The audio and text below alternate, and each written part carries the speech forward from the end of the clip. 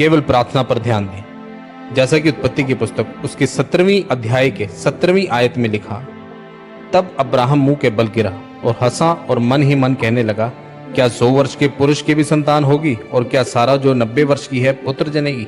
मेरे प्रियो, जब आप अब्राहम के बारे में इस ऊपर लिखे वचन में पूरा पढ़ते हैं तो जानते हैं कि उसके पास कोई संतान नहीं थी। परमेश्वर ने अब्राहम से कहा कि अपने परिवार और इस स्थान को छोड़कर उस स्थान को जा जो मैं तुझे दिखाऊंगा।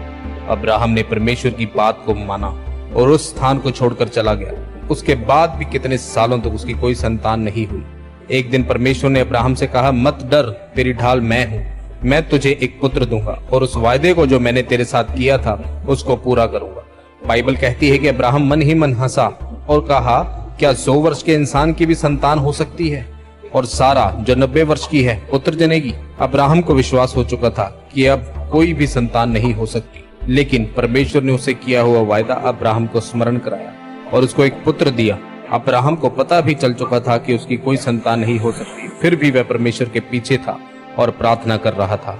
इस बात से यह पता चलता है कि अब्राहम को यह पता था कि परमेश्वर मुझे आशीषित करे या ना करे, वही मेरा परमेश्वर है। मेरे प्रियो, आप अपनी जिंदगी में 2 तरह के मसीही देखेंगे। एक तो वह जिनकी जिंदगी की गाड़ी में यीशु मसीह है तो हैं, पर उनकी ड्राइवर सीट पर नहीं, वह अपने आप बैठे हैं। और दूसरे लोग वह है जिनकी जिंदगी के ड्राइवर सीट पर खुद प्रभु यीशु मसीह बैठे हैं। जिसका मतलब है कि कुछ लोग जिन्होंने प्रभु यीशु मसीह को अपना उद्धारकर्ता ग्रहण तो किया, लेकिन वह फिर भी परमेश्वर को बताते हैं कि परमेश्वर, आपको मेरे जीवन में किस रीति से काम करना है।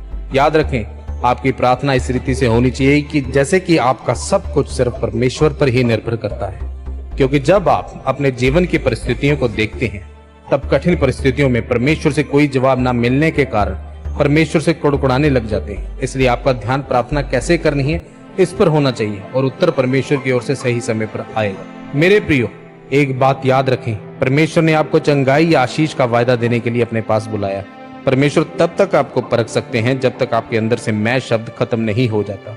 जब तक अब्राहम को अपने शरीर पर विश्वास था, तब तक उसका पुत्र नहीं हुआ, और जब वह बूढ़ा हुआ तब परमेश्वर की योजना प्रकट हो गई। कुछ लोग हैं जो चंगे हो गए तो प्रार्थना कर रहे हैं, अगर चंगे नहीं हुए तो फिर बैठे हैं। इसलिए परमेश्वर अपने वायदों को पूरा करने से पहले आपको परखता है। जब आप अपने हाथों को उठाकर अपने आप को परमेश्वर के सामने समर्पण करते हैं, तभी परमेश्वर का आत्मा आपके सामने प्रकट होकर अपने वायदों को पूरा करता है। इसलिए आज आपको चाहिए कि आप परमेश्वर के बिना किसी उत्तर का इंतजार करे प्रार्थना करते रहें, ताकि परमेश्वर आपको अब्राहम की तरह आशीषित कर सके।